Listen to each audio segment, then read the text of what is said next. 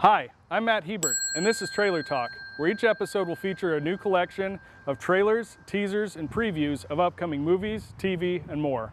So put it in park and take a load off with Trailer Talk.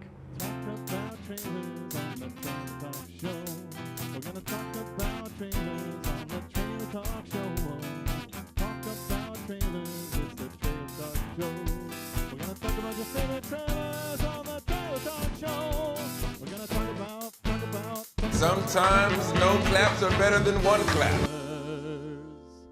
Hi, and welcome to another episode of Trailer Talk. I'm Matt Hebert, and today all these trailers are fun. So it's going to be a nice cheery episode, nothing too serious. And to get started off, we are going to start with kind of a documentary slash competition comedy show. This is an Amazon Prime original series. It is called Inside Joke. Here's the trailer. Every year we scout new comedians for Just for Laughs, the biggest comedy festival in the world. We're looking for some intangibles. You can feel it in a room if someone really has that magic.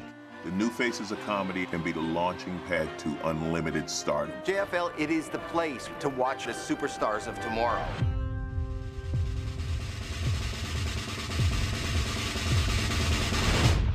You're goddamn right. This is my 8th year auditioning. There was talks of like, oh, you should stop. I thought I was living this cool, struggling artist lifestyle. Turns out I was just depressed. The stakes are higher for me because I've been dragging my family along with me. Comedy is a male-dominating field. I've had people say, girl, I didn't think you was gonna be funny because you look cute up there.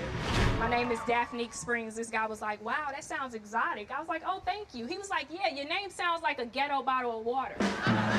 When you become a success, people are always more interested in the failures you had to go through. Sometimes no claps are better than one clap.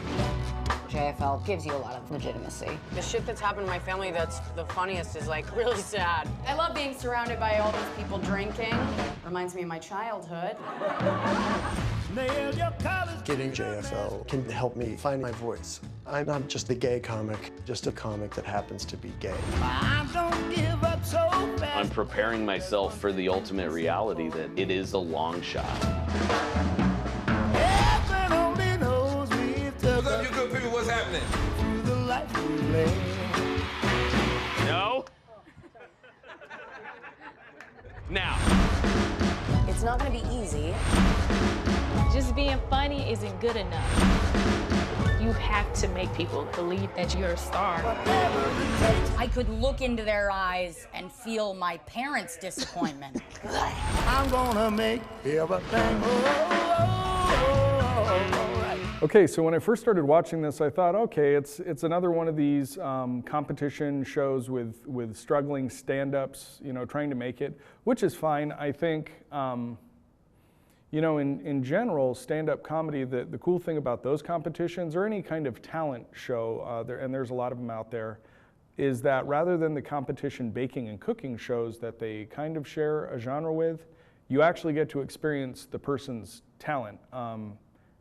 Even from home, you get to experience a stand-up comedy just like you would if you were watching a comedy special. As opposed to the baking and cooking shows, you get to see what they're making and see judges' reactions to it, but you yourself are not tasting it. So even with the worst comedy show, you get to experience it at home, and here you're streaming it. So if you're not feeling it, you can turn it off. Having said all that, I was additionally intrigued once I started watching it to see that this comedy festival that these folks are going to has turned out some incredible, star-studded talent. Off the top of my head, I know I saw Kevin Hart. So that seems really cool. It seems a little more interesting, or at least gives some more legitimate kind of a foundation to the show. So like I said, it's streaming Amazon Prime, and it starts November 30th, so check it out. All right, so next we have a new movie in the Lego movie universe. This one is actually in the Jurassic World universe. It's called Lego Jurassic World: The Secret Exhibit. Now this is actually a 2-part TV special that airs on NBC on November 29th, and then will be available for streaming on Hulu immediately after. So let's watch the trailer. It is my life's work to make John Hammond's dream of a dinosaur theme park a reality. It will be the greatest achievement in science since... Simon! Ah! Claire, come on! There is a slight problem. What? The cargo helicopter bringing the dinosaurs from Isla Sorna? They are not paying me enough for this. It's late. Seed goes up, seed goes down, seed goes up, seed goes down. These 3 dinosaurs are the park's new surprise exhibit. I'll deliver these dinosaurs myself. What could go wrong? Whoops. Don't you worry. I've got this. Oh! And that's called leadership. You're not afraid of a little adventure, are you? I'm working on an island filled with dinosaurs. How much more adventurous do I need to get? Yeah. Really starting to doubt your piloting skills. And away we go.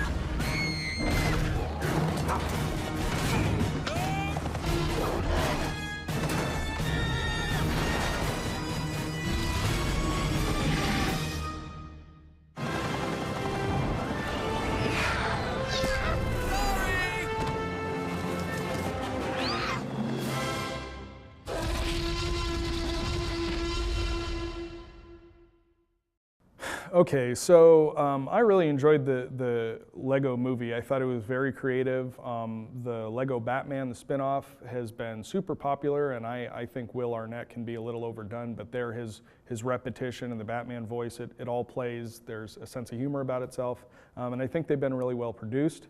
The video games are a lot of fun. Any kind of Lego twist on an otherwise worked over franchise. It's kind of a fun rejuvenation. I'm pretty disappointed though at this trailer and what it appears to be, both with as popular as the Jurassic World franchise has been and the Lego franchise. This should have been a slam dunk, and instead this trailer makes me think that this is this kind of chintzy, thrown together holiday season ratings grab. And I don't like it. It does a disservice to both the quality and effort and craft that are put into the Lego movies, and then also that craft that's been put into the Jurassic World movies, which were kind of a reboot and pulling, pun intended, pulling the franchise kind of out of this tar pit after, Jurassic Park, the original, still stands up. The graphics and the effects, because they actually use animatronics, still stand up. But the second and third movie kind of became cheesier and cheesier, and they got less popular stars, I guess. I don't know, Vince Vaughn, those I wasn't a huge fan of. But then they blow it back up with Chris Pratt, the wildly popular character Owen, and Blue, his pet velociraptors and all that. So here's an origin story, and it should have been great. It should have been easy, and so maybe it's going to be fun. It's going to be on TV. You can watch it on NBC, but as far as the trailer goes, it's trash. Sorry. Okay, here is a new sci-fi / kind of fantasy movie, this big kind of epic adventure from Peter Jackson. This is the trailer for Mortal Engines.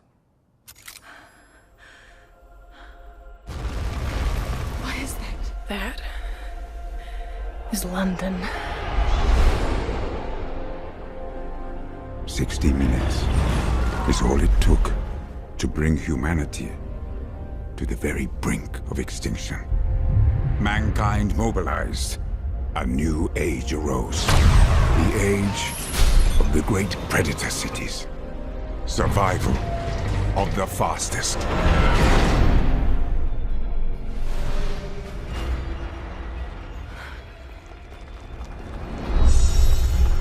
Hey! Watch out! Valentine. This is for my mother.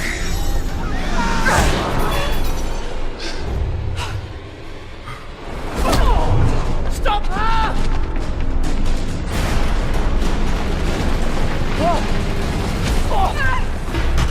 Tom! Ask him why he murdered my mother.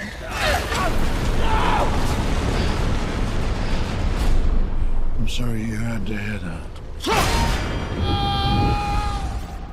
Esther's sure she won't stop until I'm dead. Unless you kill her first. I want them found.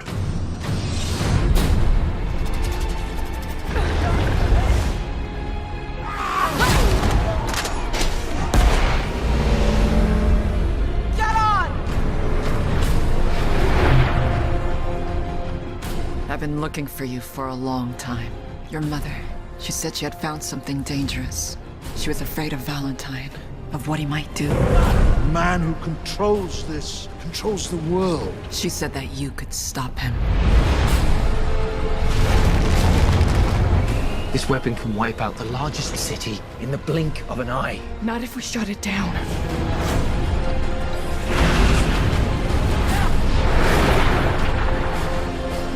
Nothing can stand in the face of this. We have to stop London before it destroys us. You sure you want to do this? Once we go in, there's no going back. I have to.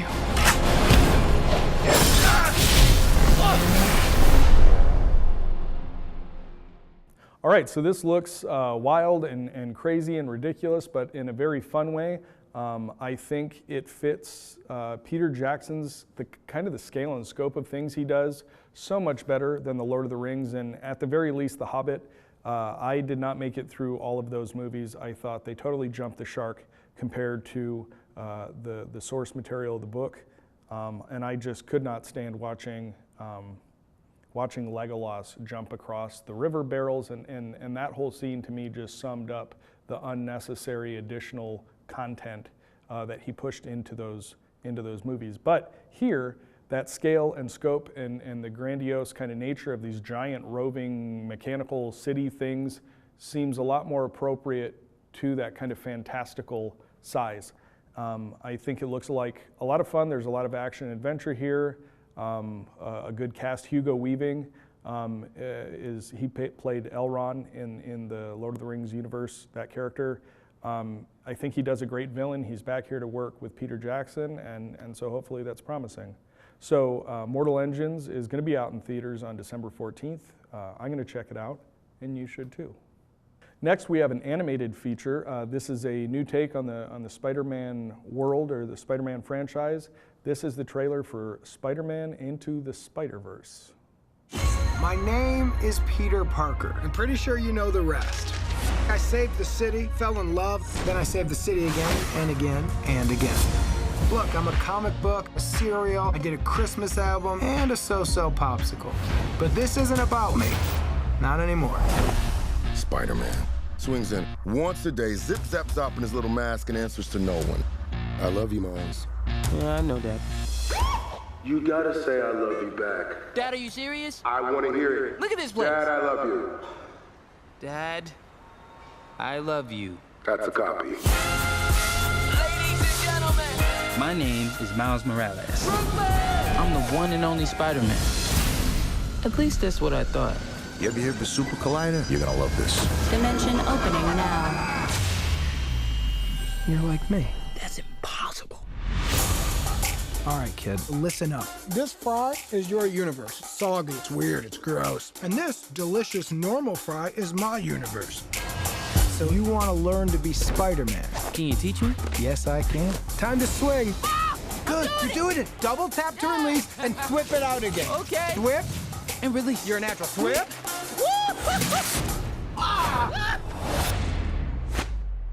Hey guys, Who are you? I'm Gwen Stacy. I'm from another dimension. How many more spider people are there? Hey, fellas. This could literally not get any weirder.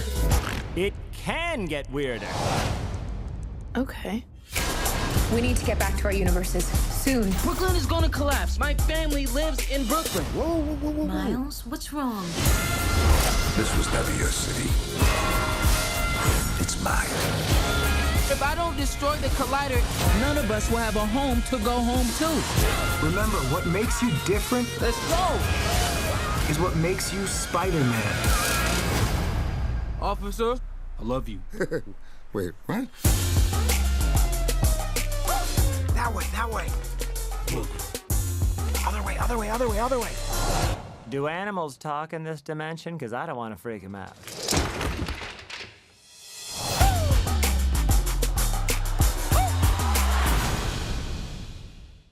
Okay, so flat out, I think this looks like a lot of fun. Marvel, in the cinematic universe, the live action movies kind of opened up this concept to viewers that I think has been used in the comic books a ton, in a lot of comic books, of multiple universes, multiple dimensions and realities with Doctor Strange and then just the Avenger franchise in general. They've done a lot more of it. And so I think it's a lot of fun here to see these multiple dimension Spider-Men. Except that there's Gwen Stacy, so I guess they're spider people, except that there's also kind of this goofy cartoon talking pig, so spider things. They're alternate reality Spider-Men. Coming together, it seems silly, but there's also kind of a cool element to all of it. I really like the art style. It's kind of dark and different and a little abstract in the character shapes and stuff, so rather than being hyper real, they go for a little abstract and cartoony and nail it. I think it looks really well produced, it looks really well thought out, and I'm pretty excited about it. And Spider-Man is not, by a long shot, is not my favorite character, but this looks intriguing. Again, this is something else I want to go check in the theaters. You can too on December 14th. So as you're aware, Disney has been hitting I don't know if you'd call this one a remake or a reboot, some kind of rejuvenation, pretty hard. Some of them are done really well. Before I get any further, let's watch the trailer for Mary Poppins Returns.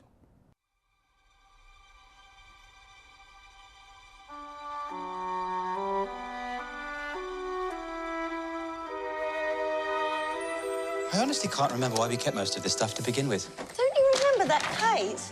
We used to love flying that with Mother and Father. Those days are long behind me.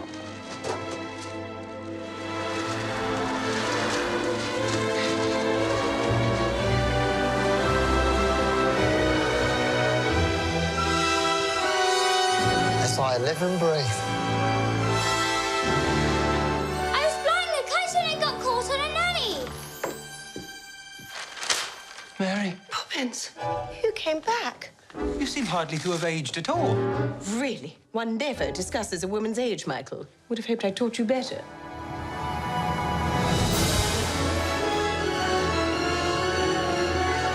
What brings you here after all this time?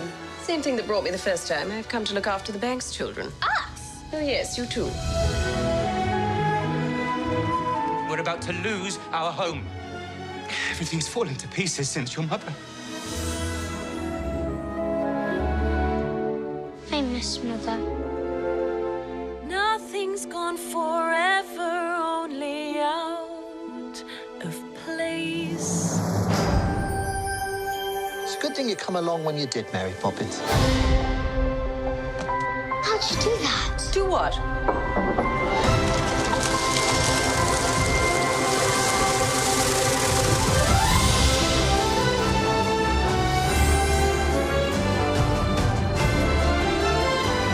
So you've been off filling the children's heads with stuff and nonsense.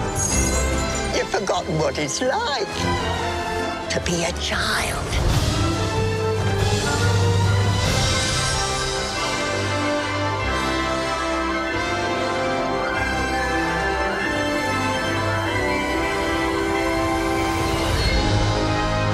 Everything is possible. Even the impossible. Off we go.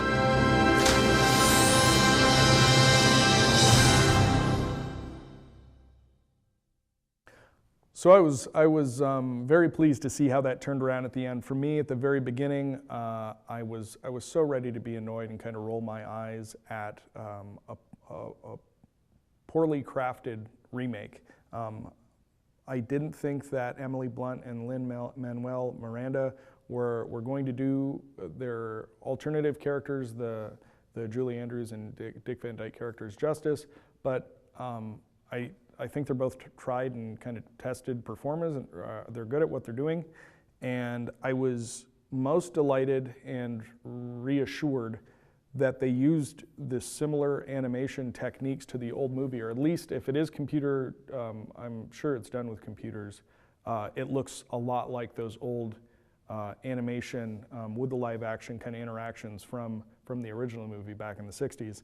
And I was super relieved for that. I can't stand these newer big budget movies that try to replace those really fun and innovative techniques from back in the day with just ham-fisted cartoon, computer-generated replacements. I thought a lot of what they did in the new Willy Wonka, for example, the newer Willy Wonka with Johnny Depp was awful compared to the makeup and just old school techniques of the Gene Wilder version. So I think this looks really exciting, and it comes out just before Christmas, so go out in theaters and check out Mary Poppins Returns. And why not finish our new trailers for the week with our throwback. This is, we're going all the way back to August 27th, 1964, which is when the original Mary Poppins premiered. Let's check out the trailer. Fire! Light up the sky. It's the entertainment thrill of a lifetime.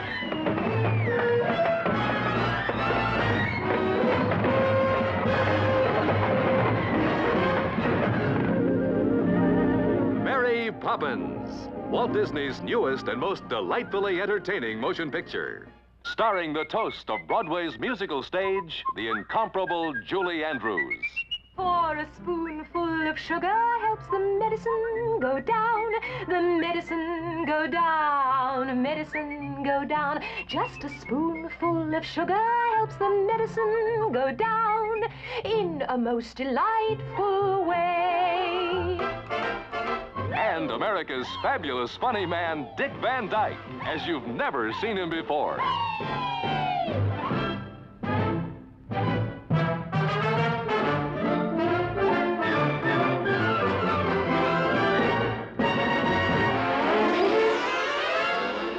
Mary Poppins, the fabulous adventures of the world's most charming and delightfully eccentric heroine. I can tell you one thing, Winifred. I don't propose standing idly by and letting that woman, Mary Poppins, undermine the discipline. There's been something odd, I may say, extremely odd, about the behavior of this household since that woman arrived. Yes, dear? Ow! They're at it again!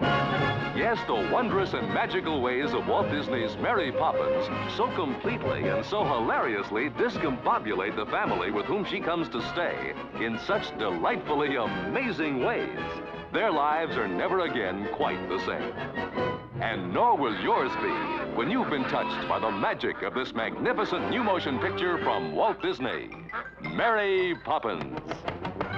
Oh, it's a jolly, jolly day with Mary. Oh, supercalifragilisticexpialidocious. Even though the sound of it is something quite atrocious. If you say it loud enough, you'll always sound precocious. Supercalifragilisticexpialidocious.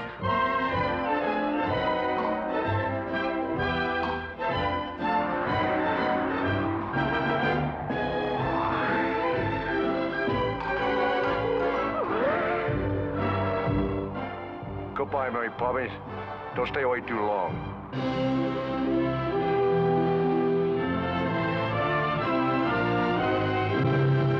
Okay, so I was pleasantly surprised. Some older trailers just kind of don't stand up. This one did a good job of showing how kind of silly and zany and imaginative this movie was at the time. Dick Van Dyke was ridiculous in the most fun way, and Julie Andrews was completely magical in this character. Having said that, I'm really not offended that they're remaking it. These techniques, the animation styles I mentioned before, a lot of cool, innovative stuff at the time that it was made, but I don't think it ages very well. And I do remember, I have a lot of fond memories. I watched Mary Poppins a lot when I was a kid. It was a pretty regular staple in our house. I remember singing the songs, being a huge fan of the ridiculous, Dick Van Dyke dances. But I'm not such a rabid fan that I'm worried that they're remaking it. I think this is in desperate need of a facelift, and I think Emily Blunt and Lin-Manuel Miranda are up to the task. So I'm pretty excited about it. So that was our throwback for the week, Mary Poppins, 1964. Okay, so we're going to wrap things up today with our callback segment. This particular program, Salt, Fat, Acid, Heat, I did the trailer review for way back in episode 10, so you can go back and watch that if you want. I liked it then. I love it even more now. This is a 4-part miniseries, kind of a docuseries on Netflix. There's about 4 hours of programming in general, and it's great. Sahim is just jolly and excited enough of this kind of foodie fangirl, and she's a very successful chef as well. But just excited enough to let the viewer live vicariously through her experiences and what she's learning from these different people as she kind of travels the globe, as opposed to one of these over-the-top, sorry Guy Fieri, but these Guy Fieri characters, or even Giada, like tone it down, but not here. The explanations of what's happening are more than simple enough for anybody to understand. The recipes are even simpler. She travels, each episode focuses on one of these 4 elements: salt, fat, acid, and heat, that she's broke cooking down into these 4 elements to simplify it for people, understand the processes, what's happening. And so each episode follows one of those, but each of those is also paired to a region in the world. And the scenery and just kind of the view, I mean, there's a very artistic element to the cinematography and stuff here. I'm not positive, but fairly certain that as pretty as it looks, it had to be shot in 4K. I watched it on my 4K TV. I have 4K Netflix, so I'm fairly certain all of that was going and just magnificent. And beyond the content itself and how well she does simplifying everything, the production elements and the effort to turn this into an actual program, very well done. I can't rave enough about it. Anybody who will listen, I highly recommend it. So that's Salt, Fat, Acid, Heat on Netflix. Bon appetit. Go check it out. All right, so that's it for this week. Like I said, super fun, happy episode. Had a lot of fun watching these. You can come back and watch the show every week on KPAO, which is Cox 22, CenturyLink 89, or catch more episodes on YouTube. I'm Matt Hebert. Thanks for stopping by. Have a great